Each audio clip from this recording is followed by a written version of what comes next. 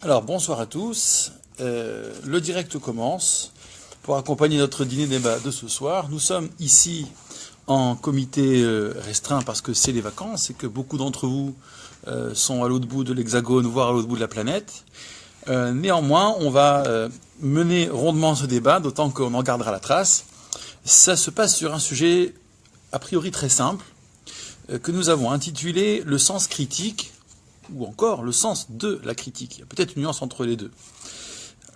En introduction, je dirais, et un peu l'importe-pièce, je n'ai pas préparé d'introduction, parce qu'on va rentrer, c'est vous, je voudrais entendre la nombreuse foule qui est là. Nous avons pour évoluer dans la vie, pour nous prémunir, pour savoir mieux, besoin d'exercer contre notre pensée elle-même. Penser contre soi-même, c'est-à-dire savoir penser une chose, ou constater une chose, et, le cas échéant, penser son contraire. Ce qu'on entend, je dirais, dans le sens fondamental par critique, c'est passer au crible, trier.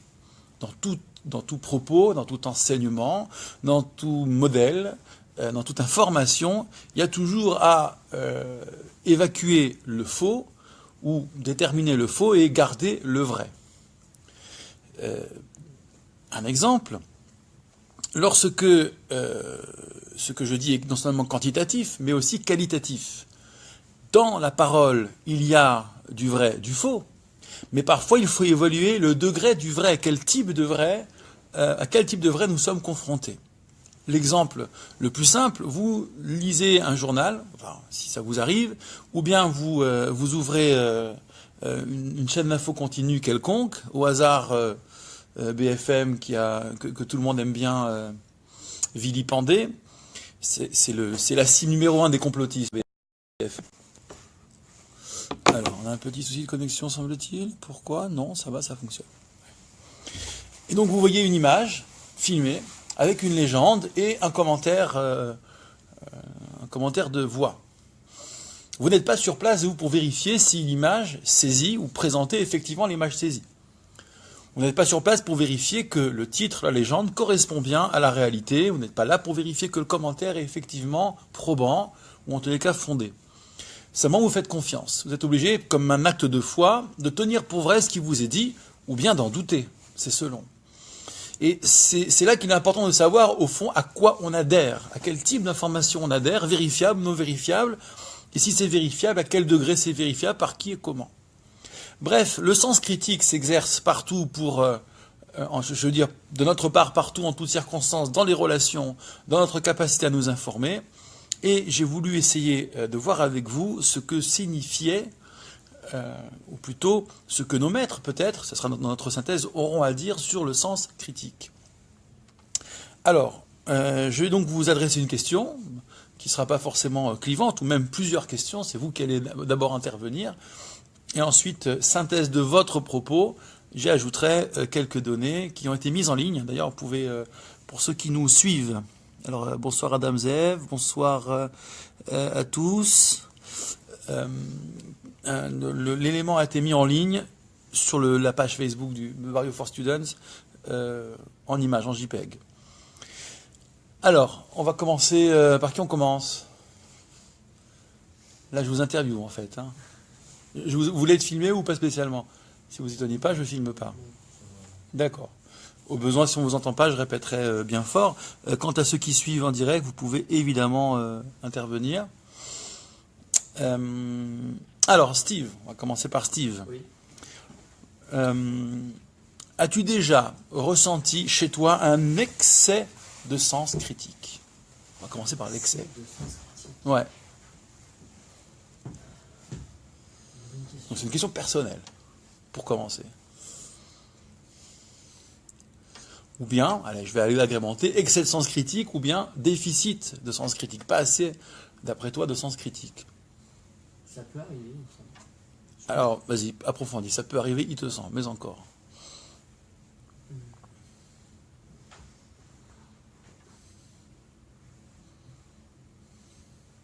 Par exemple, comme vous le disiez, sur les chaînes d'infos en continu, par exemple, on nous vend de l'information comme ça. Des fois, c'est juste regarder de l'information pour regarder de l'information et sans exercer aucun sens critique particulier, sans remettre quoi que ce soit en question, sans pouvoir dire ça peut-être que, ou c'est juste écouter pour écouter par exemple. D'accord. Donc toi, ce que tu pointes, c'est la passivité dans l'information, Ouais, par exemple. qui est quoi, une invite faite par le format du média, par la posture qu'en est ce média, se poser, regarder. Les deux, je pense, parce que le fait, enfin le format qui nous est proposé, de l'information comme ça qui nous arrive en boucle, où on n'a pas le temps de s'appuyer sur une information en particulier, où on a 3, 4, 5 informations qui nous arrivent des fois en 5-10 minutes. On n'a pas le temps de se poser la question sur ces informations. D'accord. Effectivement, le débit, la vitesse. Voilà. Absolument. Est-ce que tu considères que de ce point de vue-là, il y a un type de média qui serait meilleur qu'un autre pour permettre que s'exerce ça le sens critique? J'entends bien, hein, passivité, rapidité, ça veut dire débit plus posture. Il est impossible techniquement, quand même, on le voudrait d'exercer son sens critique. Donc c'est l'autre excès, hein, c'est le déficit. Est-ce qu'il y a un autre média qui, d'après toi, serait meilleur? Si on se place du point de vue de la vitesse de l'information qui nous arrive, etc., Oui. peut-être que la presse écrite, du fait qu'on puisse la lire, se poser, la lire, la relire, voir en fait dans les mains, avoir cette information dans les mains, peut-être que ça peut nous permettre du coup de pouvoir l'apprendre autrement que justement la regarder et c'est tout, quoi. Alors c'est ça que la réponse est un peu dans ma question, évidemment. Y a-t-il un autre format? On pense forcément à la presse écrite. Et en même temps, les informations ne sont pas plus vérifiables, en fait. Il reste la démarche d'aller vérifier. Ce que tu peux vérifier, c'est la contradiction dans un exposé. Le temps permet de relever les sophismes, les arguments abusifs, les raccourcis. Parfois, on peut dénoncer, trouver dans le côté un peu évasif, imprécis, voire la quasi-imposture. Ouais. Alors, Jérémy, toi, tu es étudiant en droit. Tu es un amateur des joutes oratoires et des débats contradictoires. Est-ce qu'on peut le dire ainsi? On peut, bien que c'est dommage que dans les cours et dans le parcours universitaire, c'est pas quelque chose qu'on trouve D'accord. souvent. C'est très... il y a un sens unique. Sens unique, oui. Le côté magistral, l'enseignement, etc. Bien sûr. Oui, l'espace de débat est somme toute très très réduit. Assez réduit. J'entends bien. Mais néanmoins, ce que j'aimerais te demander, c'est que, puisque tu as le souci, puisque tu le pointes, le souci du débat, qu'est-ce qui permet, selon toi, d'aiguiser son sens critique? Parce que c'est pas qu'une posture, il y a aussi un savoir-faire. Le bon dosage du sens critique. On va essayer de réfléchir sur le bon dosage d'ailleurs, parce que ça m'interpelle. Mais qu'est-ce qui permet d'aiguiser? D'implication, tu veux dire, pour justement arriver à... Oui. À l'écoute d'un discours, on peut être un peu, un peu rapide, un peu soumis, que sais-je, un peu naïf. Qu'est-ce qui permet, sans tout démolir, d'aiguiser son sens critique, d'apprendre le sens critique? Je ne sais pas si c'est vraiment ce qui fait que ça aiguise le sens critique, mais je pense que par exemple les cours magistraux ou comme on peut entendre par exemple pendant les campagnes politiques, qu'on écoute un discours, ça peut être le fait de ne pas voir la personne en face. Le fait de ne pas voir la personne qui parle. De ne pas voir la personne qui parle. De ne pas voir la personne en face et que ce soit... On prend l'exemple par exemple d'un cours magistral. Admettons qu'il y a un rideau entre le prof et les élèves et qu'on ait juste la voix. Je pense que du coup on serait concentré vraiment sur ce qui est dit et il n'y aurait pas des éléments qui font que le charisme de la personne ou la façon dont ça va être dit, du coup, et je pense que comme ça on peut critiquer plus facilement. Bien sûr, ce que tu pointes ici, c'est les grandes qualités des orateurs, des tribuns, qui, convaincre, voilà, leur but n'est pas de dire vrai, ou même vraisemblable, à peine. Le but, c'est de convaincre. Et disons-le franchement, je vais être un peu caricatural, de séduire. Donc c'est le timbre de voix, c'est la gestuelle, c'est la formule, c'est le goût parfois de l'illustration, parfois même du bagou, de permettre à un auditoire de tenir en haleine, de tenir un auditoire en haleine et de tenir de sa concentration. Bref, il y a un spectacle avec un message subliminal qui est tout à fait différent, qui n'a plus rien à voir avec le contenu, qui peut être peut-être très, très affectif. En tous les cas, dans l'affect, ce message subliminal, c'est écoutez-moi, j'ai besoin que vous écoutiez, je vous connais, je vous comprends, aimez-moi, que sais-je. Donc il y a tout ça, et l'exercice peut tout à fait réussir, sauf que on a complètement succombé et aucunement exercé ce sens critique. Par contre, s'il y a la distance, alors Steve disait, entre le passage de l'écrit, du média visuel à l'écrit, il y a la distance, il y a le temps. Mais là, ce qu'on supprime s'il n'y a pas l'image, si on met le rideau devant l'orateur, on supprime le jeu de séduction. On supprime l'art oratoire à proprement parler, en tous les cas le jeu sur le charisme, sur le regard, sur le terme de voix, enfin il reste encore un terme de voix dans ton cas précis, mais du coup on peut se concentrer sur le discours, sur le contenu. Alors, je dirais qu'il y a même mieux, moi j'ai souvent écouté de très très grands orateurs qui te mettent sur le tapis, ils te renversent. En revanche, pour les quelques fois où leur discours, que ce soit une homélie, une dracha ou que sais-je, a été mis sur le papier, tu te rends compte de l'inanité du discours. Mais quand je dis inanité, ça veut dire la grande bêtise parfois. C'est rudimentaire, c'est quasiment primitif, ça ne dit rien, ni globalement, ni dans les détails, c'est pas construit, c'est incohérent, tous les arguments tombent à l'eau, il n'y en a pas un qui tient. D'accord ? Les citations sont approximatives, elles ne sont pas à propos. Et alors quand tu vis les deux en même temps, c'est choquant parce que tu te dis, mais j'étais passionné par ce bonhomme, j'en ai pas loupé une miette. J'ai passé un très grand moment. Je me suis dit, mais quel grand homme, entre guillemets. Et puis quand tu lis, c'est pas possible. Un gamin de 3e aurait pu écrire ça, à peu de choses près, hormis la qualité de l'expression. Donc, oui, on voit que finalement, le contact oratoire est un problème pour le sens critique. Ça voudrait dire que aiguiser son sens critique, si je te suis, c'est de pouvoir, comme on l'a dit tout à l'heure, établir la distance et dépasser la séduction. Oui, je pense que c'est même au-dessus du côté séduction du discours, mais vraiment se concentrer.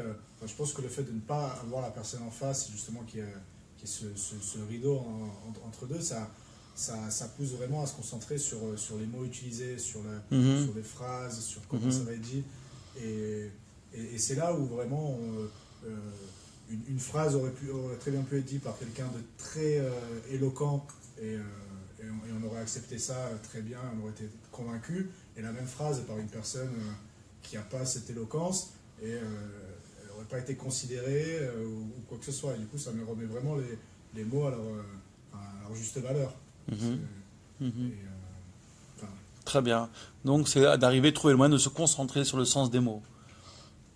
Au final, la critique, elle passe par ça. Donc, si on n'a pas vraiment le terme exact ou la définition exacte du mot, c'est par là qu'on critique justement.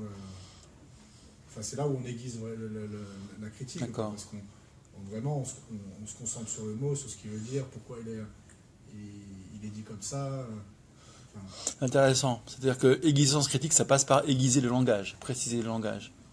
Ouais, c'est bien ça que tu veux dire. Oui, parce qu'il y a un mot et il y en a un autre. Pourquoi on utilise celui-là et pas l'autre, alors qu'ils peuvent peut-être se confondre. C'est un exemple parallèle au tien, dans le cadre du limoud, l'étude de la Torah. C'est valable pour l'étude de tous les textes, mais j'en ai davantage d'expérience. Pour interpréter un texte, se pose immédiatement la question de connaître le langage du texte. Je m'explique. Quand une Mishnah, on va en étudier une d'ailleurs, s'exprime, et que l'art de la Mishnah, c'était justement d'être très concis, très précis, d'être quasiment parfois poétique, d'être facile à retenir, d'être symétrique au besoin. Donc on sait qu'on s'attend à un très grand degré de précision. En revanche, dans un bavardage de type Renaissance ou plus tard, où là, un commentateur va parler dans de très longues phrases, parfois il sera imprécis, mais il s'agira de comprendre l'idée, pas forcément d'aller chercher querelle sur un petit mot. Idem, si je remonte dans le temps pour le Midrash, il y a une précision qu'on peut exiger du texte compte tenu de son mode d'expression. Et parfois, on est tenu à l'imprécision. Il faut intégrer l'imprécision, sinon on dit tout et n'importe quoi. Voilà. Quand on fait du trop précis dans l'imprécis, quand on fait de l'imprécis dans le trop précis, si on n'a pas placé bien le curseur, si on n'a pas rentré dans le langage d'un certain type de texte, et ben on est complètement à côté de la plaque. Et là, on bavarde pour rien, on commande pour rien, en l'occurrence. Ouais, donc ça m'intéresse ce que tu dis. Sinon, aiguiser le sens critique passe par la connaissance du langage, le sien propre, et le langage de l'orateur ou de la source, en l'occurrence. Ouais, ça, c'est une très très grande affaire. Je ne sais plus quel écrivain disait, et d'ailleurs je m'étais proposé de me dire à moi-même, vous savez, quand on pose la question, quel est votre livre de chevet? C'est une question de grand oral. Oui, bah, ça peut être une question de grand oral, ouais, un peu, ça fait un questionnaire à un caractère proustien, comme on dit. Donc, quel est votre livre de chevet? Évidemment, moi, en tant que rabbin, si je dis pas la Bible, ça la fout mal. Il faut dire la Bible. Alors, si je dis le Talmud, ça commence à faire déjà du bon chevet, parce que ça fait beaucoup. Mais en fait, je m'apprête à répondre, quitte à ce que ça gêne peut-être un peu, le littré, le dictionnaire le littré. Pourquoi? C'est pas pour l'amour de la langue française, bien que j'ai un amour de la langue française, c'est parce que je m'exprime en français. Et que le souci de l'expression, c'est aussi le souci de l'exactitude de l'expression. Et dans le littré, je ne sais plus quel écrivain disait ça, il faudrait que je le retrouve,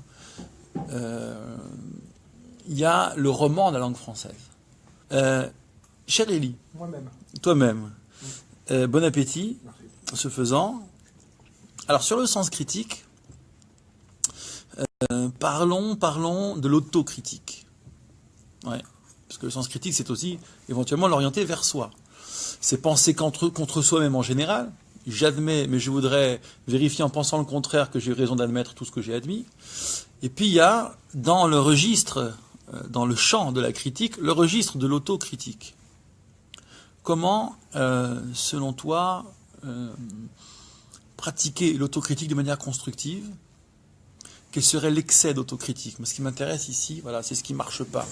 L'excès d'autocritique. C'est facile de parler d'absence d'autocritique. Bon, là, on est dans des tempéraments et des traits qui nous sont connus, et qui sont d'une banalité extrême. En revanche, quel serait pour toi le trop d'autocritique qui tue l'autocritique? Comme ça, la dame... Ouais, c'est ça. Pendant, ouais, ça veut dire pire. L'excès d'autocritique. Ouais. Mais déjà, ne serait-ce que le sens critique, je reviens ce que je fais pas. Oui, vas-y. Je trouve ça très que quand on est, entre guillemets, on avale plus ou moins les vérités qu'on assène, quoi. Ouais. Pendant tout un moment de notre vie, on n'a pas vraiment ce sens d'autocritique. On nous dit quelque chose, papa m'a dit ça, c'est vrai, etc. On ne cherche ni à vérifier, ni à savoir pourquoi. Et ça vient petit à petit. Et d'abord, on arrive à, je pense, justement, voilà, avoir un sens critique sur ce qui est dit par les autres. Et ensuite, et donc ce qu'on pense, nous, c'est... On a fait le tri et c'est un peu notre vérité. Et ensuite, avec de l'autocritique, mais c'est encore plus compliqué, je pense. Ça arrive là où c'est facile, c'est quand c'est bien bourré, quand on était sûr de soi et qu'on a fait quelque chose qui n'avait rien à voir et on se sent, enfin je sais pas, on a peut-être un sentiment de culpabilité. Là, on fait une introspection, on arrive à avoir peut-être de l'autocritique sur ce qu'on a fait et à comprendre pourquoi on pensait mal finalement. Donc a posteriori, sur des choses comme ça, c'est plus simple. Ouais. Après, faire son autocritique. Alors, l'excès aussi d'autocritique. Oui, c'est ça qui m'intéresse, c'est l'excès. J'entends bien tes définitions, tes propositions de définition qui me vont très très bien. Mais alors, l'excès d'autocritique, en vrai, je me demande si ça s'appelle pas le manque de confiance en soi, finalement. C'est-à-dire qu'on se met à douter de tout ce qu'on pense et on n'est plus capable, finalement, d'avancer parce que justement, on en fait trop. Manque de confiance en soi.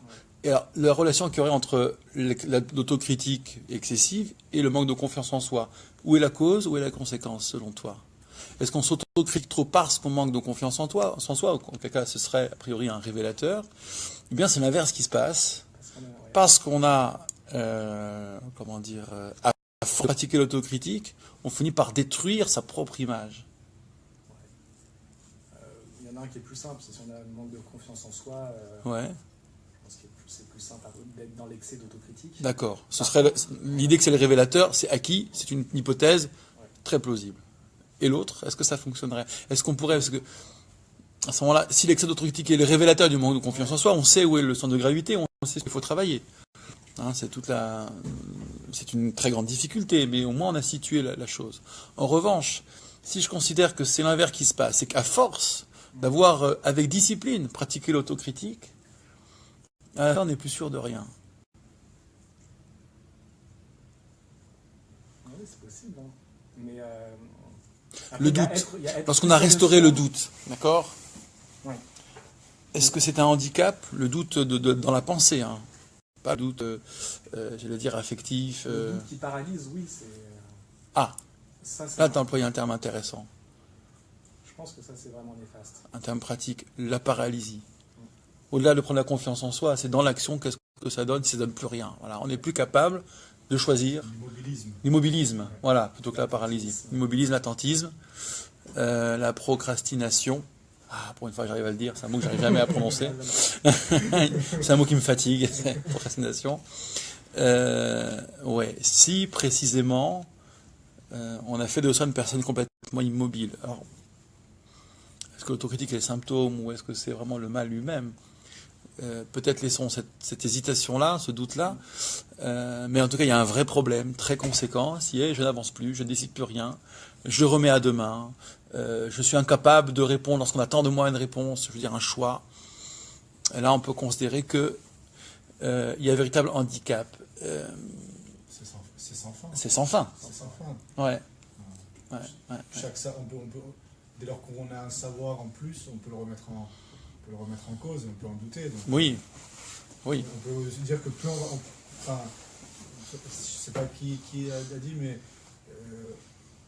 à mesure que j'ai du savoir, j'ai du non-savoir. J'augmente mon non-savoir, absolument. Ah, ça, c'est une maxime, bon, c'est déjà depuis Socrate, hein. Je sais que je ne sais pas, mais c'est aussi très évolutif. C'est plus je sais, moins je sais. Moins je sais, ouais. Ouais, bien sûr. Ça, il faut vraiment être ignorant pour n'en pas faire l'expérience. Une image que donne le Talmud, qui est très célèbre, entre Baba Metzia, un homme qui est un peu vide de tout, de savoir comme de vertu, il ressemble à une boîte avec une seule pièce dedans, une boîte de tzedaka avec une seule pièce dedans. Tu la secoues, ça va un bruit d'enfer. Infernal. En revanche, s'il est plein, si la boîte de tzedaka est pleine, elle est lourde à secouer, certes. Par contre, elle ne fait pas de bruit, elle est silencieuse. Donc les gens silencieux et qui n'ont pas envie d'afficher leur savoir, et on va y revenir parce que c'est un peu sur cette considération que je voulais un peu m'orienter dans notre synthèse, seraient ceux qui précisément sont pleins.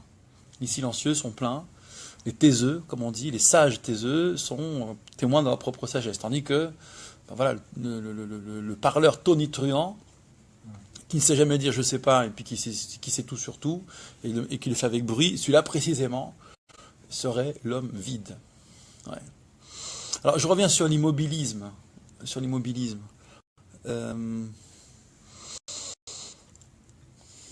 Est-ce que c'est dans le cas du type immobile, incapable de décider, ou dans la procrastination, qui met toujours à demain, est-ce que c'est un excès qualitatif d'usage du sens critique, ou bien c'est quantitatif? Je m'explique.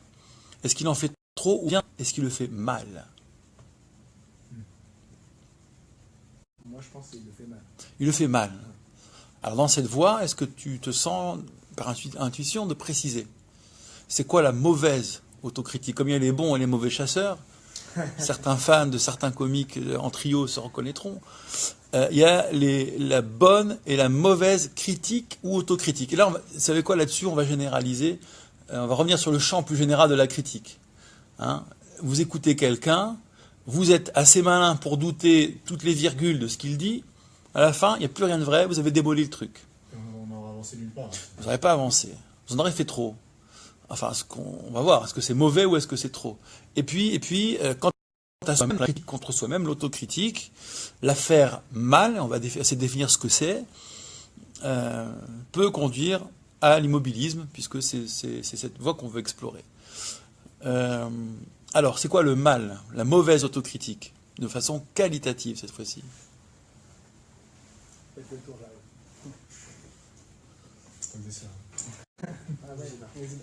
Comment?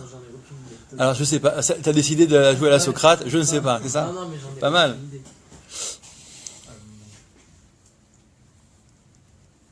Pour nous temps de réfléchir, anecdote personnelle. Dans mes années d'études de Gomara, j'ai eu la chance d'étudier avec un maître dont la méthode était, je fais souvent cette confidence, je pense qu'elle peut être utile, dont la méthode était, et que j'ai eu 120 ans, de rester très longtemps sur un texte, sur une page de Gomara. Pas d'avancer, de faire de trop grandes constructions de commentaires, mais d'être très très proche du texte, d'investiguer, avec la consigne que plus un raisonnement, un questionnement ou une démonstration est sophistiqué, plus c'est bancal. C'est très facile de démonter, parce qu'il avait un sens critique suraigu, très facile de démonter un raisonnement dès qu'il est un peu sophistiqué. Donc par définition, ce qu'on appelle le pilpoul, donc le raisonnement à outrance, c'était une somme d'énormité selon lui, puisqu'il avait la capacité d'interroger les choses avec la simplicité d'un enfant de 5 ans.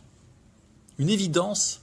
Vous savez, quand vous êtes dans la fougue de l'étude, il y a comme un biais cognitif qui fait que vous ne voyez pas certaines choses, certaines coquilles, certaines contradictions qui devraient se voir comme le nez au milieu de la figure. Et lui, il était capable de faire cela en permanence. La difficulté, c'est que lorsque vous sortez d'1 an ou 2 ans d'études à ce rythme-là ou de ce type-là, vous êtes très embêté parce que, au fond, vous vous dites que plus rien n'est vrai. Que tout ce que vous allez plus tard, sans lui, formuler, proposer, a forcément sa faille, et de manière évidente, et vous ne le voyez pas.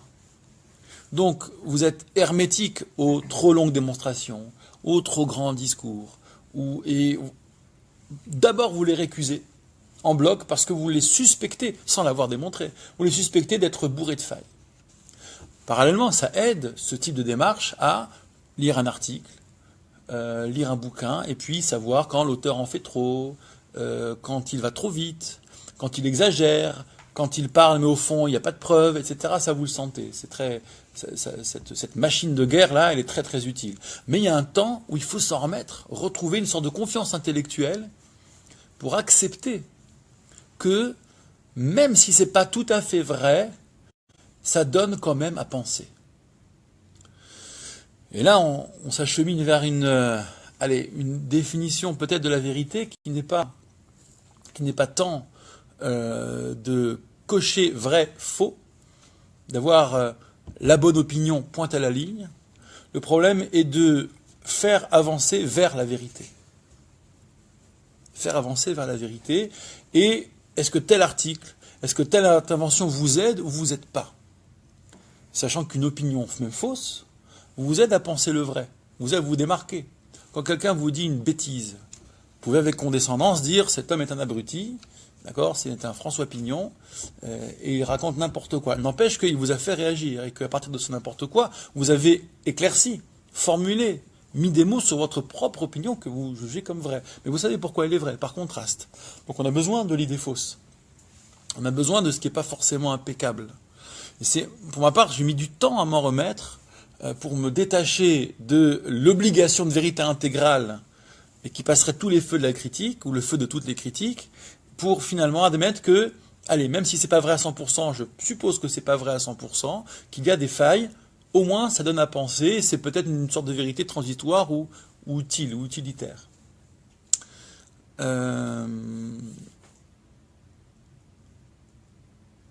Alors dès lors, est-ce qu'on peut dire, si vous voulez vous réagissez, que l'excès de critique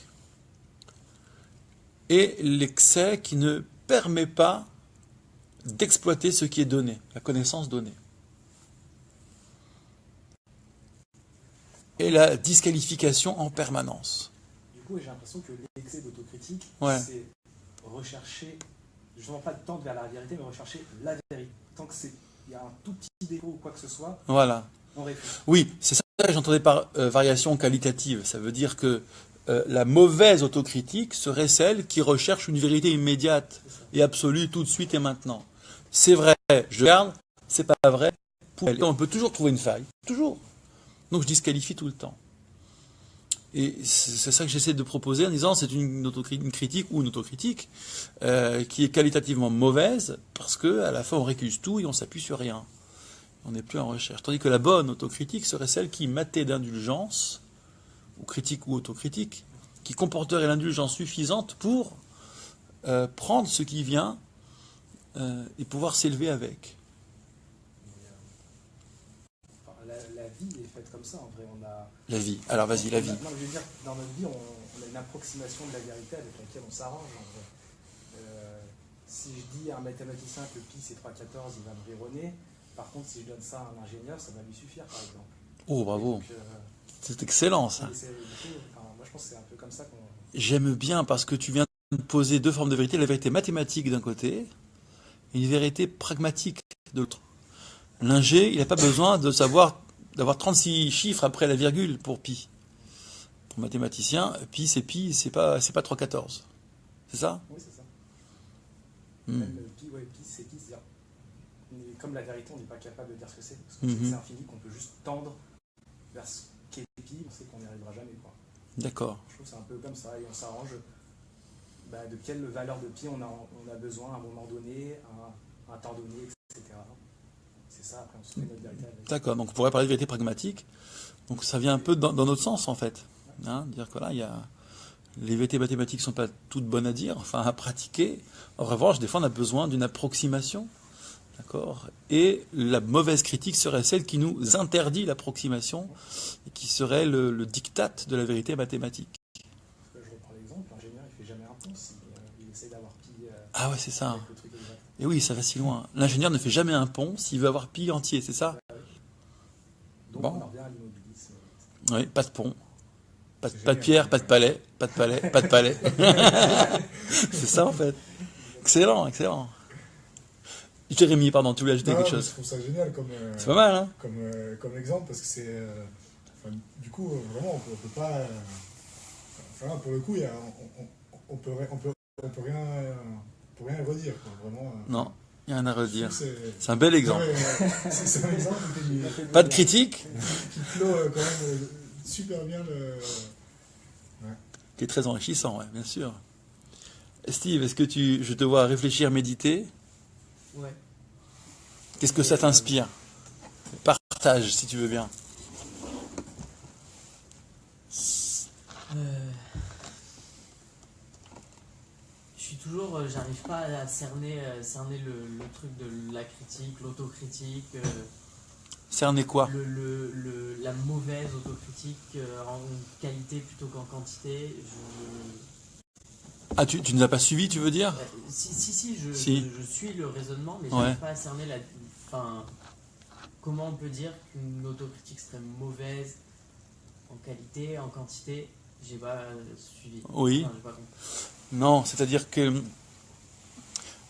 si j'essaie de bien résumer notre propos et peut-être abandonner la distinction qualitative-quantitative ici, mais quelle est l'intention derrière la critique? Voilà. Est-ce que c'est d'obtenir une vérité mathématique, d'accord, et de se dire qu'en dehors de cette vérité, point de salut, et que tout ce qui n'est pas cette vérité-là est fausse, un peu à l'image de cet enseignement de nos maîtres, Midrash, Talmud, la signature de Dieu, c'est le mot émet, c'est la vérité. Parce que la vérité, si c'est falsifié, c'est plus elle. Ouais. Voilà, elle peut pas être bancale. Si elle est bancale, c'est plus la vérité. Alors que Sheker, il est bancal. Oui. Ah, tu parles dans la graphie des lettres. Bravo. Oui, il y a le côté stable, et exhaustif, de Aleph jusqu'à Tav, et la lettre même centrale qui forme le mot émet. Parfait. D'un bout à l'autre de l'alphabet, puis la lettre centrale au milieu du mot émet. C'est-à-dire que Sheker, c'est trois lettres rapprochées dans l'alphabet et qui sont bancales. Quoi la cavoine. Oui, donc en qualité, pardon de revenir sur la qualité, mais cette vérité, alors peut-être que dans cette distinction Sheker-Emet, en analysant la graphie, on a une autre idée de la vérité, qui est d'offrir une vision panoramique et d'offrir une stabilité. Dès lors que je vois plus large et que je me sens plus stable, on pourrait dire que ce serait le ressenti de la vérité, que C'est une vérité suffisante, peut-être pragmatique, dans le sens de ce que disait Élie. Mais ce que nous pointions comme mauvaise, entre guillemets, critique, ce serait la critique qui porte l'exigence de la vérité mathématique. En dehors de celle-ci, point de salut. Si ce n'est pas elle, ce n'est plus rien, c'est le faux. Et donc je récuse le faux, je me débarrasse du faux. Le problème, c'est que dans la vie, on ne peut pas avancer avec cette vérité-là. Pour faire des ponts, pour s'accepter tout simplement. On a besoin d'une part d'indulgence pour la relation sociale. Sans cette indulgence, si vous êtes dans l'exactitude, on est foutu, ça ne peut pas marcher. Illustration sur la relation sociale. Vous connaissez peut-être cet adage de la Gemara qui nous explique les causes cachées ou les causes intimes de la destruction du second temple. L'une de ces causes, c'est la haine gratuite. L'autre de ces causes, c'est ils n'ont pas su, semble-t-il les maîtres, l'élite, aller au-delà du jugement. Comment ça se combine, ces deux raisons? Ça se combine peut-être à travers l'anecdote qui, dans le Talmud, raconte comment Titus revient de la campagne de Judée, il vient de raser Jérusalem et le temple, il est chargé d'or et de trésors piqués au temple avec lesquels on achèvera de financer la construction du Colisée, selon des données archéologiques apparemment réputées fiables, je dis réputées pour être prudent. Et puis le Talmud raconte qu'il est au milieu de la Méditerranée et qu'il se glorifie d'avoir, devant Dieu, détruit son temple, détruit sa maison. Et Dieu lui répond, mais qu'est-ce que tu crois, imbécile? Ce que tu as moulu, ce que tu as broyé, c'était de la farine déjà moulue. Autrement dit, c'était comme du sable. Le temple était sur pied, certes, mais déjà symboliquement, c'était du sable. Alors moi, ça m'a interpellé cette histoire de farine, apparentée au sable, en tous les cas dans le visuel. C'est que si le temple était du sable, d'un autre côté, avec les hommes, on était dans la haine gratuite et on ne savait pas aller au-delà du jugement, au-delà de la loi, pardon. On était trop rigoriste dans parfois pas assez, parfois trop sévère, mais parfois peut-être pas assez sévère. Donc il y avait un manque d'exactitude, de souplesse côté humain, haine gratuite, pas aller au-delà de la loi, et un trop plein d'approximation du côté du temple. Je m'explique. Comment on dit du sable en hébreu? On dit chol, qui veut dire le mot profane par ailleurs. Le même mot pour dire le profane, le non sacré, et le sable, c'est le même mot, chol en hébreu. En revanche, ce qui n'est pas sable est kodesh, est sacré. Le temple et le sacré, c'est le lieu de l'exactitude, avec un mètre est un mètre, un centimètre est un centimètre, tel animal c'est tel animal et pas un autre. Il y a des normes draconiennes pour réaliser le rituel du temple. Donc là, c'est le lieu, le sacré, le lieu de la précision, je dirais presque de la vérité mathématique. En revanche, le lieu de la relation humaine, c'est celui de l'approximation. Ce doit être en principe le sable, le profane. Ça veut dire le sable, il vous échappe d'entre les doigts. Vous ne pouvez pas saisir le sable comme vous ne pouvez pas saisir quelqu'un. Vous ne pouvez pas tenir quelqu'un. Le quelqu'un, c'est une conscience libre. Il a son autonomie. Il a le droit à l'erreur. Ou il en commet, comme nous, on commet nous-mêmes des erreurs. En clair, si on est sacré du côté de la relation humaine, trop exact, trop critique, mais qu'on est profane du côté du temple, du sacré, on a complètement inversé les valeurs. Et c'est, semble-t-il, le bon résumé, ou un résumé à proposer en matière de destruction du second temple. Inversion de Chol et Kodesh. Bien. Est-ce que c'est plus clair, donc, cette histoire d'autocritique qui a une visée de vérité mathématique? D'accord? Celle-ci qui, si elle récuse tout, parce qu'on peut tout récuser, nous gêne dans la relation sociale, nous gêne dans les vérités transitoires, nous gêne pour apprendre, nous gêne pour réaliser, pour vivre, construire un pont, par exemple. Bon, c'est magnifique tout ça. Alors je vais vous donner un texte. Donc je vous ai préparé un petit support avec bonheur. C'est une Mishnah que j'aime beaucoup citer en différentes circonstances. Elle est toute simple, vous allez voir. Et elle a l'air de ne pas parler de notre sujet, faisant l'éloge, ou plutôt le descriptif, le portrait du sage, et le portrait de l'inverse du sage, ou de celui qu'il faudrait distinguer du sage, qu'on appelle golem. Les traductions donnent, et elles sont là très approximatives pour le coup, niais, idiot, imbécile, inculte, rustre. Bon, Golem, c'est la masse de terre, le golem. Vous connaissez le golem du Maharal de Prague. Bon. Donc ouais, c'est l'esprit pas très lumineux. Quelle différence entre l'esprit pas très lumineux et le sage? Drôle de question, et c'est pourtant celle qui est posée, parce qu'a priori, le sage, il se distingue de lui-même. Hein. Je n'ai pas besoin de faire un dessin pour dire quel est le sage. Donc, je vais vous livrer cette Mishnah, et vous verrez que, grâce au commentaire de Rambam, Maïmonide, bien plus tard, il y a matière à aiguiser notre sens critique et répondre plutôt au drame du non-savoir devant le savoir. Comment, quand on ne sait pas, on peut critiquer celui qui sait. Comment on peut ne pas succomber au diktat de l'expert. Mais je ne vous en dis pas plus. Regardez plutôt la Mishnah, elle est très sympathique et très simple. Je lis en hébreu, et je traduis littéralement. Alors la traduction est de moi, je l'ai faite un peu rapidement, mais je repasse par l'hébreu.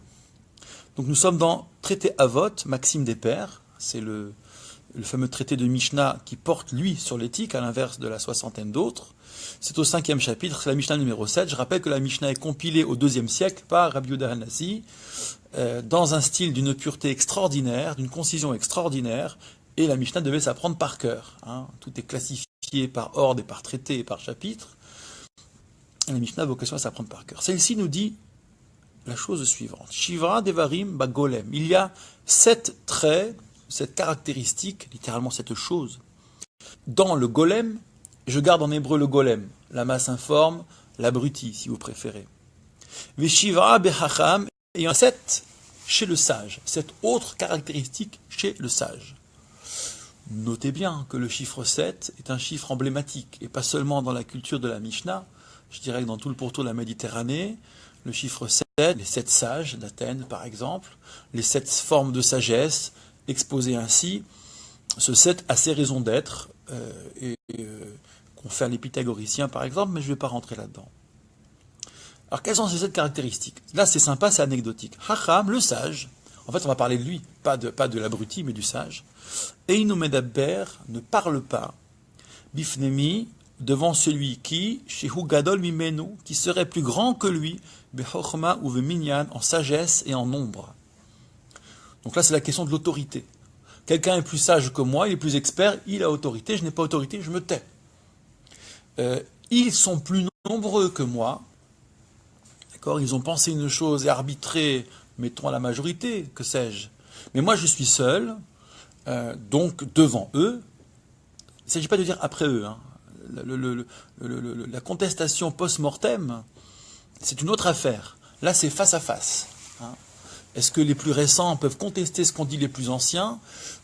Au titre, par exemple, pour reprendre Bernard de Chartres, ce fameux théologien, philosophe chrétien, je crois du XIIe siècle, sauf erreur de ma part, nous serions comme les nains sur les épaules d'un géant. Ce qu'un des tosafistes rapporte, notamment un tosafiste italien.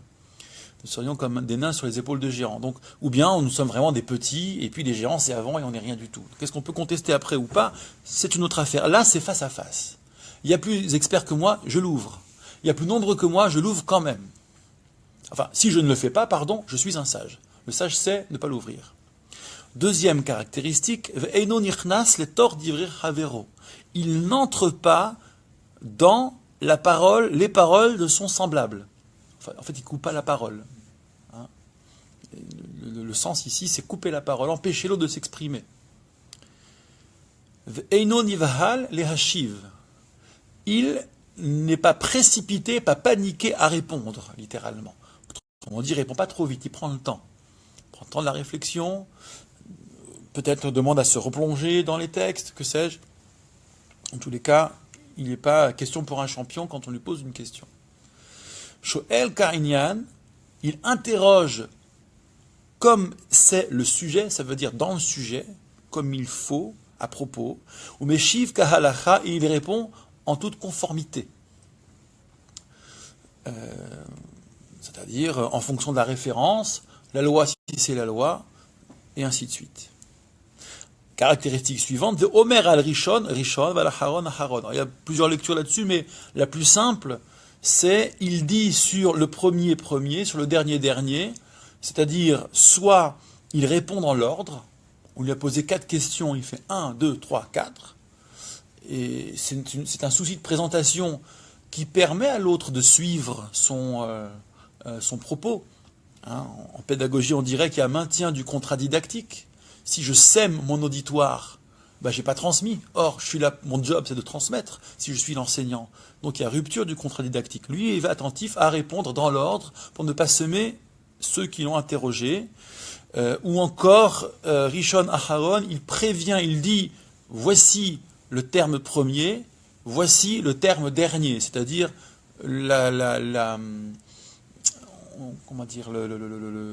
l'argument A qui conduit à l'argument B, ou bien la cause et la conséquence, d'accord, l'hypothèse et la conclusion.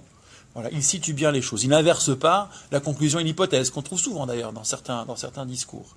Des conclusions qui ne sont faites que des hypothèses, et des hypothèses laissées comme telles et qui apparaissent comme des conclusions. Caractéristique suivante, Valma Shelo Shamar, ça c'est ma préférée. Et ouais, génial. Hein. Et sur ce qu'il n'a pas entendu, il dit Lo Shamarti, je n'ai pas entendu. Et ici, Shamar, la racine Shamar peut se traduire par apprendre. Autrement dit, c'est celui qui apprend, qui dit. Écoute. Ouais, voilà, ça, je n'ai pas entendu. Je ne peux pas l'inventer. D'accord. C'est celui qui prend garde de ne pas inventer, lorsqu'il n'est pas à même de le faire, quelque chose qui n'a pas été dit. Alors, c'est pas une entrave à l'innovation, il ne s'agit pas de ça, mais lorsqu'on lui demande de rendre compte d'un certain nombre de données qui ont circulé, à charge pour lui, s'il est sage, de ne pas en inventer, de ne pas compléter ce qui manque. De manière plus, peut-être un peu plus floue par rapport à la traduction littérale, on pourrait entendre, c'est celui qui sait dire je ne sais pas, qui a le courage de dire je ne sais pas. Et enfin, très très beau aussi, la dernière caractéristique, ou modé à la émet, littéralement, il avoue quant à la vérité, il admet la vérité, c'est-à-dire il s'incline devant la vérité, en disant « tu as raison, j'ai tort, effectivement, vous avez raison ». Il n'a pas peur de ça, ce qui précisément, dans le débat politique par exemple, pour ne prendre que cet exemple, n'arrive jamais. Dans le débat politique, on est là pour avoir raison de l'autre, mais pas pour que l'autre ait raison. D'accord ? C'est pas possible ça. Il y a d'abord l'intérêt de la victoire, de la joute oratoire, si c'est une joute oratoire. Alors que peut-être objectivement, si on avait un minimum d'honnêteté intellectuelle, on pourrait dire, écoutez, là je me suis trompé, c'est vous qui avez raison. Et dans un débat d'idées sain et serein, s'il n'y a pas d'enjeu autre que celui-là, normalement, ça doit être possible. En tout cas, le sage, lui, il sait dire, c'est vous qui avez raison. Modé à la émettre, il sait admettre. Oui. Enfin, modé à la émettre, moi je le traduirais, il se mesure sur la vérité. Enfin, littéralement. Ah, c'est audacieux ça, c'est bien. Enfin, parce que Mida, c'est la mesure. Et, bravo. Et du coup, enfin, quand tu le. Parce que là, du coup, il se mesure sur la vérité, enfin, il prend la vérité comme. Et c'est lui qui se compte. Enfin, parce que. Enfin, moi, je le prends comme c'est. Vas-y, là, c'est très beau. À la émettre, ouais. En fait, il prend la vérité comme mesure. Comme mesure, et il s'adapte. Enfin, c'est lui qui s'adapte. Enfin, bravo. Alors, c'est différent dans la traduction, mais c'est proche. Parce que.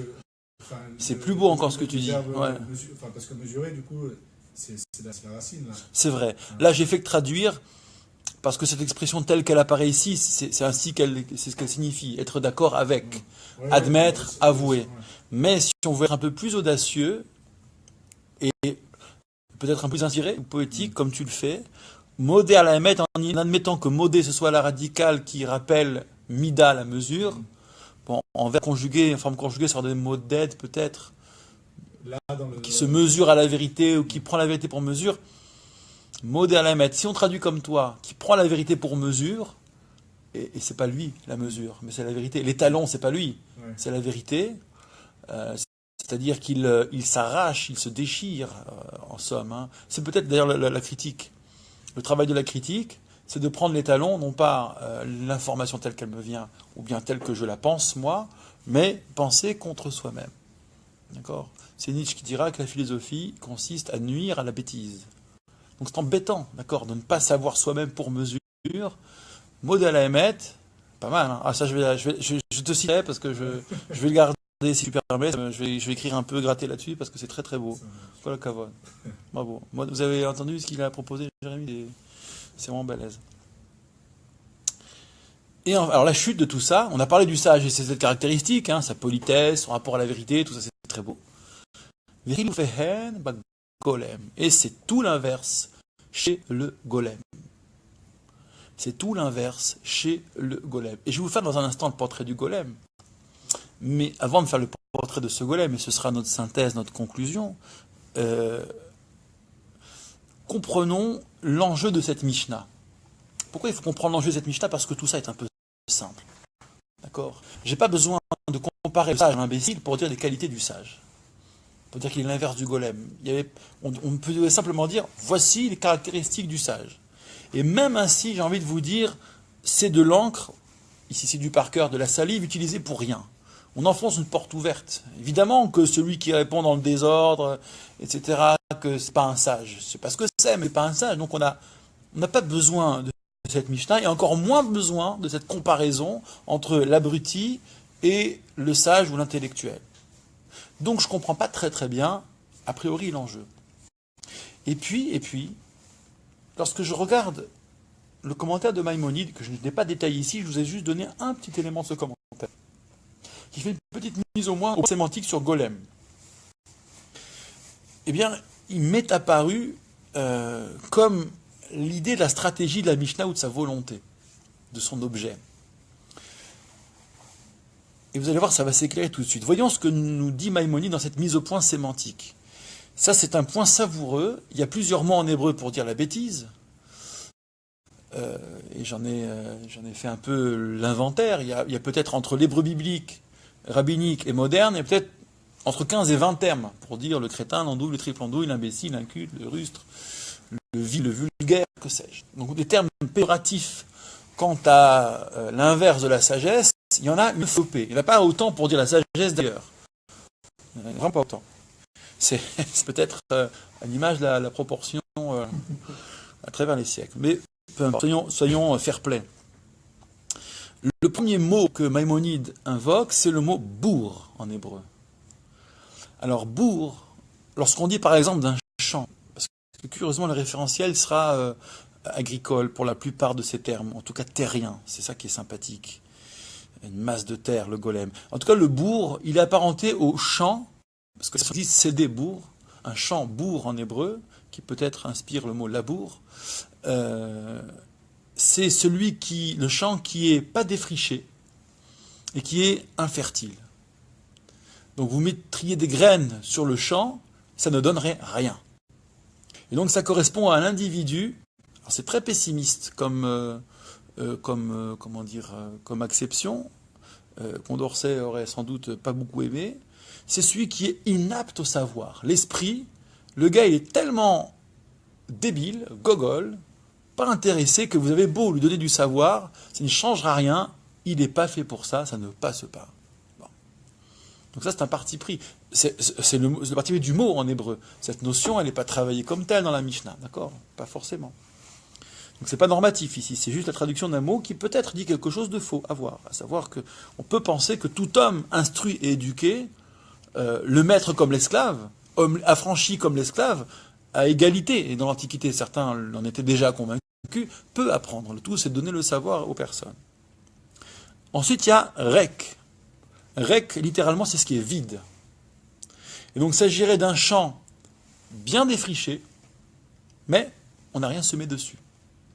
Donc c'est quelqu'un qui a des aptitudes au savoir et à la sagesse, mais il n'a pas eu la chance, il n'a pas eu l'apprentissage, et pour l'heure il est ignorant. Et c'est pour ça qu'il est bête. Pas parce qu'il est inapte structurellement, mais parce qu'il n'a pas eu la rencontre avec le savoir. Ensuite, il y a Am Haaretz. C'est compliqué cette expression parce que dans l'hébreu rabbinique tardif ou même courant, c'est juste l'ignorant, l'inculte. Mais c'est pas exactement ça. Pour Maïmonide, Am Haaretz, Am c'est peuple, Haaretz la terre. Peuple de la terre. Alors, ce que ça désigne la paysannerie, à proprement parler, et ça voudrait dire, de manière très désobligeante et condescendante, que la paysannerie est vile, et veule. Mais on dit non, pas du tout. Peuple, terre, c'est des gens qui vivent sur la terre, qui sont dans la civilisation, qui font tourner le monde économiquement. Autrement dit, ce sont les commerçants. Ceux qui font le business, qui font les affaires, et qui pour ça ont su développer un certain raffinement. on pourrait dire, de manière tout à fait anachronique, un raffinement bourgeois. Donc accumulation de richesses qui, qui au-delà de la société d'ordre, peut-être dessine une société de classe, mais il y a un certain raffinement, effectivement, lorsqu'on a accumulé la richesse, et aussi pour précisément faire du commerce. Il faut l'art et la manière. Il faut développer une certaine diplomatie ou un goût pour la diplomatie. Donc pour Maïmonide, on pourrait dire que Am Haaretz, c'est certes quelqu'un qui n'a pas rencontré le savoir, qui n'a pas donné du temps à la sagesse, qui ne s'est pas assis devant les livres, mais qui a, par pragmatisme, par nécessité, pour bâtir le monde, et ça n'est pas rien, qui a développé un raffinement, une certaine diplomatie relative. Commerçant civilisé. Et enfin, le dernier échelon, en fait le moins bête. C'est ça qui est intéressant chez Maïmonide, il y a une gradation. Le moins bête, c'est le golem, le nôtre, là, celui dont on parle. Et qu'est-ce que c'est que le golem? Maïmonide explique. Eh bien, le golem, c'est ce qui a une forme d'homme, mais quand on regarde de près, c'est pas un homme.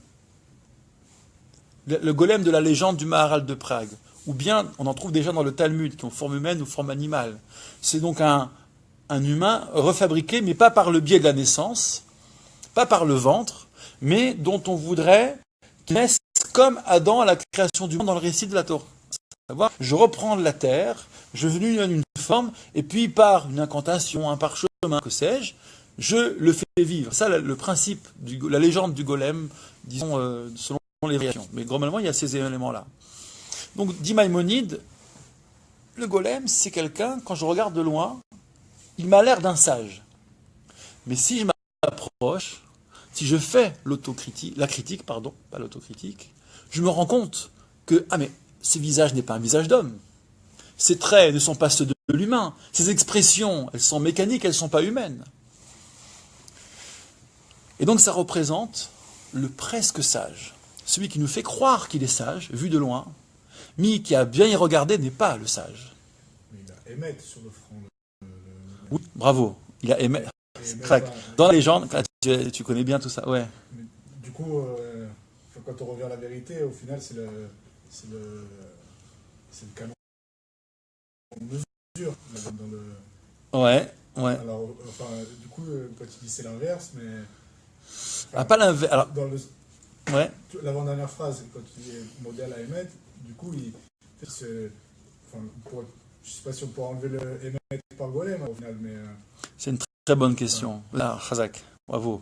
C'est que dans les légendes du golem, notamment les légendes invérifiables, c'est invérifiable. Évidemment que les légendes est invérifiable, mais les dictionnaires sérieux sont penchés sur le golem en disant c'est un modèle de pensée intéressante, mais il ne faut quand même pas exagérer. Il faut raconter d'autres histoires aux enfants, pas celle-là. Oui, c'est pas sérieux.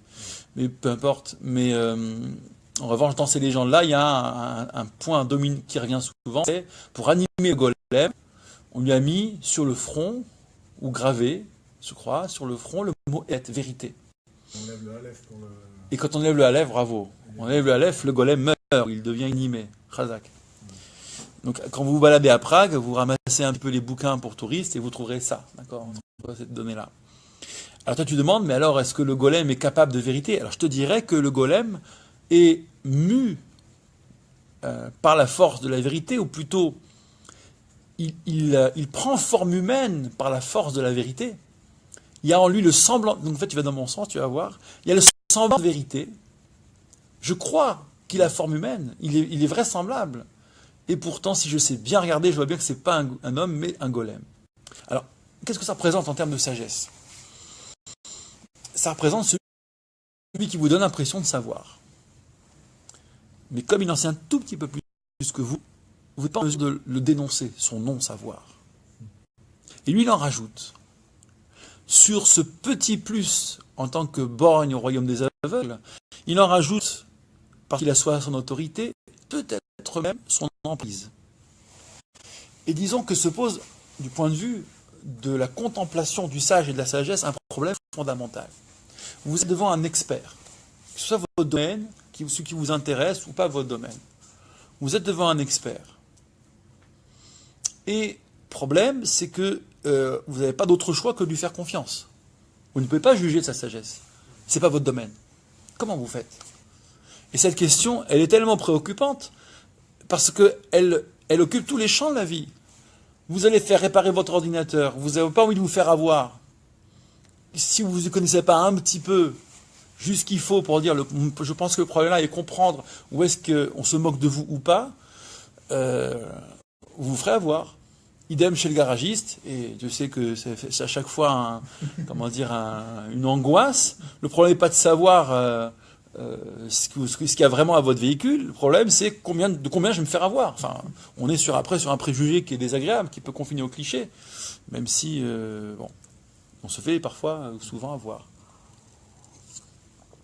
Donc, le problème est le suivant. Comment je fais, moi, de ma petite taille de non-expert, pour critiquer l'expert? Je n'ai pas les moyens de ça. Et je dirais qu'à l'époque de Platon, le problème pouvait se poser dans ces termes. Comment je distingue le vrai sage du sophiste, par exemple?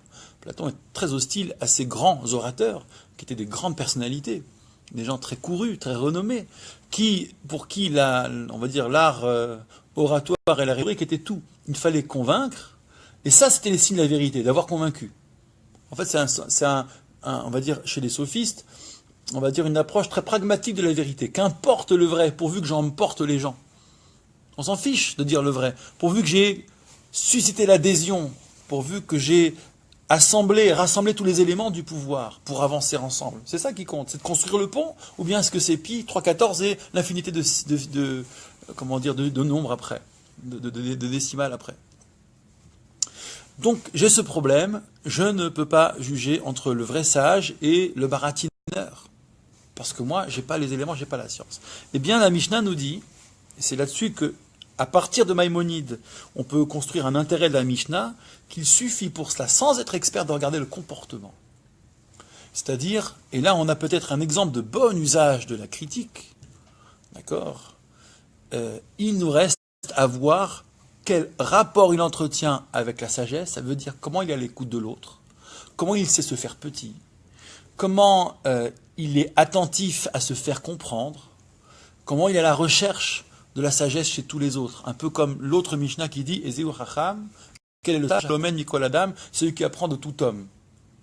On va me dire « Mais je ne comprends pas, moi, si je suis prof de maternelle, j'apprends rien de mes gamins. » D'accord, je ne peux pas apprendre de tout homme. J'apprends des gens de qui j'ai à apprendre, des gens qui savent des choses que je ne sais pas. Le Mishnah nous dit, un peu comme on disait tout à l'heure, pas du tout, quelqu'un que tu trouves bête à manger du foin, à partir du moment où tu dis, mais c'est bête ce qu'il dit, tu as déjà avancé. Ton opinion vraie ou véritable, c'est fondé sur un négatif de l'opinion de l'imbécile, ou d'opinion fausse. Donc on a besoin, l'opinion vraie procède de l'opinion fausse. Elle naît de l'opinion fausse, elle n'est pas distincte d'elle, elle est son émanation. Bref, je vais donc lire la Mishnah à nouveau, en très rapide. Les 7 qualités du sage, donc, c'est il ne parle pas devant qui est plus grand que lui, autrement dit, il connaît sa place en autorité, il ne cherche pas à prendre une autorité qui n'est pas la sienne, parce que parler devant plus grand que lui, c'est aux yeux du monde se hisser, il ne joue pas là-dessus, il n'interrompt pas l'autre, il a besoin de l'entendre jusqu'au bout, et il veut savoir exactement à quoi il s'oppose s'il y a à s'opposer, il ne répond pas rapidement, il n'est pas là pour la performance, pour montrer qu'il est super fort, que c'est une machine à savoir. Il sait dire, attendez, écoutez, et il n'y en a pas beaucoup dans la vie, revenez demain, j'ai besoin de réfléchir. La question est toujours bien à propos dans le sujet, et la réponse est toujours mise en conformité avec l'étalon de la vérité, par exemple, ou l'information, la source d'information première. Donc il ne vous fait jamais du hors-sujet, il ne vous embrouille pas. J'ai appris que dans les joutes oratoires, c'est un conseil qu'on nous avait donné, pour déstabiliser l'adversaire, il suffit de le regarder à l'épaule pendant qu'il parle. Vous regardez ici. Et le gars, il ne comprend pas. D'accord, qu'est-ce qu'il y a? D'accord, il y a un pigeon qui est venu. Il y a quoi? Enfin, il ne sait pas. D'accord, j'ai véhicule ou quoi? Bref. Et vous l'avez égaré. D'accord, donc c'est une feinte. Il y en a plein comme ça, des feintes. Il y a aussi le faux dossier. Vous mettez en face un dossier avec rien dessus. Ou avec le nom du type. Clac. Et là, le type, s'il a quelque chose à se reprocher, et puis votre dossier, il est vide. Il est vide. Hein? On va le voir tout de suite.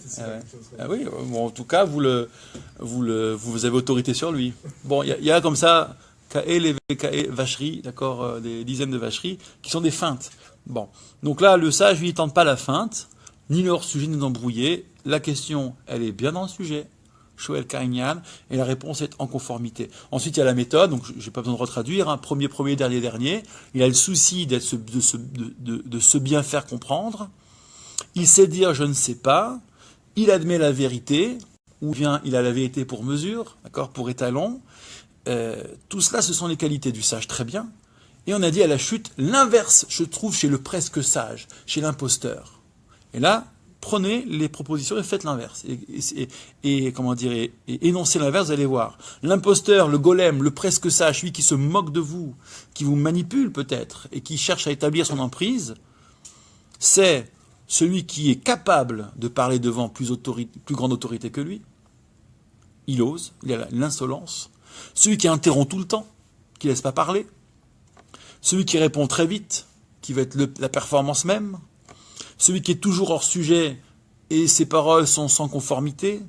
Celui qui est dans l'absence de la méthode totale, qui embrouille, qui répond dans le désordre, ou bien qui n'est pas capable de bien situer ce qui est hypothèse, ce qui est conclusion, autrement dit, qui a une qualité argumentative déplorable, qui ne sait jamais dire je sais pas. Et là, ça fait du people, ça fait du monde. Et surtout, quand il est pris en flague d'avoir tort, pas capable de dire oui, j'ai tort, la vérité elle est là et ce n'est pas moi. Et bien ça, ce sont les qualités du presque sage, de l'imposteur. Et ça, c'est facile à repérer. D'accord ? Entre celui qui nous embobine et le véritable expert, regardez simplement comment il se comporte. Comment les questions que vous lui posez sont écoutées. Comment la contradiction est accueillie. Et rien que ça suffit pour, et c'est là l'effort critique, pour émettre un doute, d'accord ? Pour dire, finalement, il n'est pas si expert, je dois pouvoir trouver plus expert que lui, et donc je n'aurai qu'une vérité très relative, au lieu d'une belle vérité moins relative chez le sage véritable. Et ce petit conseil d'ami que nous donne la Mishnah, mine de rien, nous permet de retrouver une fierté, une autonomie. J'ai beau être le paysan, j'ai beau être sans savoir, j'ai beau être un expert de rien dans un monde d'experts, et Dieu sait que plus ça va, plus les savoirs sont pointus et plus on est confronté à ça, eh bien, dans l'attente de l'intelligence artificielle qui sera tout sur tout, puisque je ne suis pas cette intelligence qui sait tout sur tout, je sais au moins voir quand les gens en font trop, quand les gens n'ont pas de morale devant la sagesse. Parce qu'en fait, vous avez compris que l'enjeu est moral ici.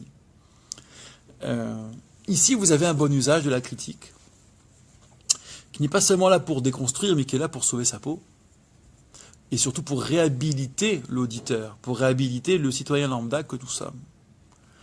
C'est une manière d'éclaircir peut-être le débat politique, en tous les cas de voir le bon ou le moins bon. D'accord ? Qu'est-ce qu'on attend d'un débat ?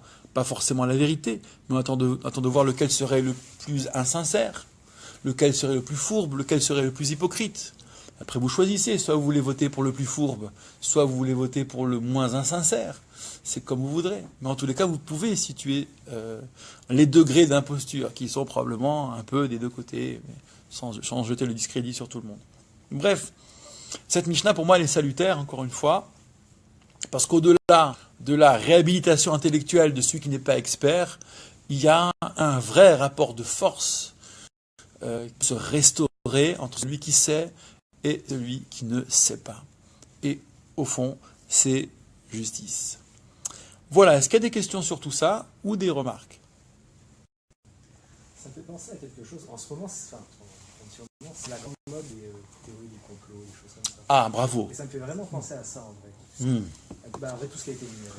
Khazak. Le complotisme, ouais. Le fait, justement, de parler devant les experts, de leur dire vous avez tort, alors que c'est un mec qui ne connaît rien, qui a une hypocrisie comblée, bien sûr.